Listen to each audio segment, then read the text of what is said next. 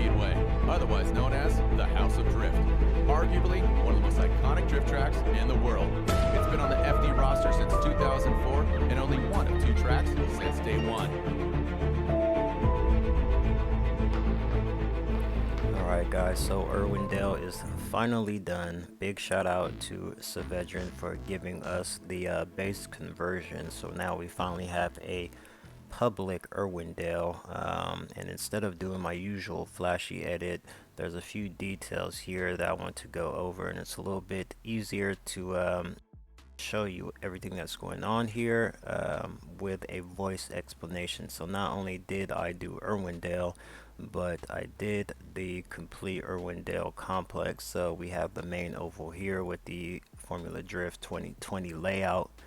And then we also have the Hoonigan Burnyard and the Irwindale 8th mile drag strip, and I'll go through some of the zones so you know how it's supposed to be run and what's going on here. So you're going to come down the main straight from the start gate. These 2 cones are your 1-2 cones, and this is your initiation point here. You can see the flag on the fence.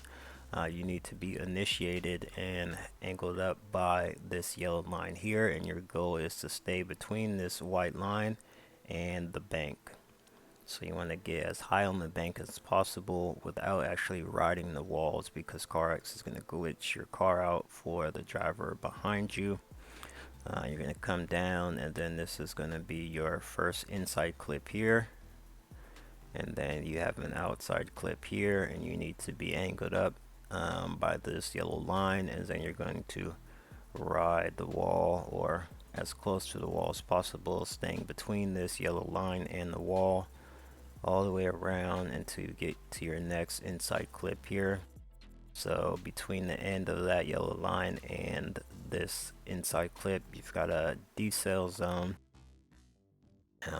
This line of cones here is going to symbolize your end of road. So if you have 4 tires behind those cones, that would be considered 4 tires off. Then you have your outside clip here, and you want to keep the car between this yellow line and this orange line here. So it's important to note these pylons, this wall of pylons, is supposed to simulate a wall. This is how they set it up in the actual competition. So if you watch the competition, you'll know that if you're hitting these pylons with your rear half of your car, it's not going to be considered a 0 for the section or a 0 for your entire run, depending on how lenient you're judging. But if you do have 4 tires behind this darker orange line, that would be considered 4 tires off, and that should be a 0 for your entire run or a 0 for this section. But you can go 2 tires off without disqualifying that run. So you have one exit from the oval on this side that will take you to the pits back here, and then your next exit is going to be near the start gate, and that will take you to the drag strip and the Burnyards. And then you have an entrance to Burnyard here, and then you also have an entrance to the Burnyard on this side, and then you can take the jump if you really want to be cool. Down here we have the drag strip, Irwindale Dragstrip. I got this as close to scale as I could without messing up the visual perspective. We have the 8th mile marker. Then we also have a 1/4 mile marker. The actual Irwindale Dragstrip runs an 8th mile, so your timing gate would be at this 8th mile marker. Other details, the track is fully lit, so you can run this in complete darkness. If you are running this at nighttime with the lights on, go to your F6 menu, make sure you set your light distance to 80.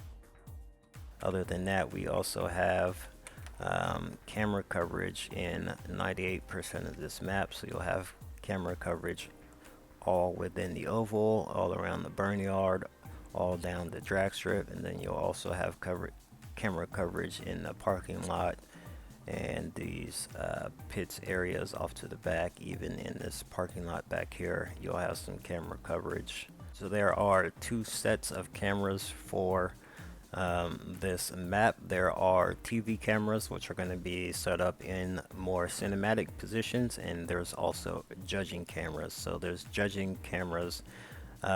Those have a bias towards being aerial views, so you can see the clip zones correctly, and you can better see if a driver or their vehicle is making their clips and staying within the boundaries. So the cameras for judging cameras change on the drag strip and the main oval FD 2020 layout.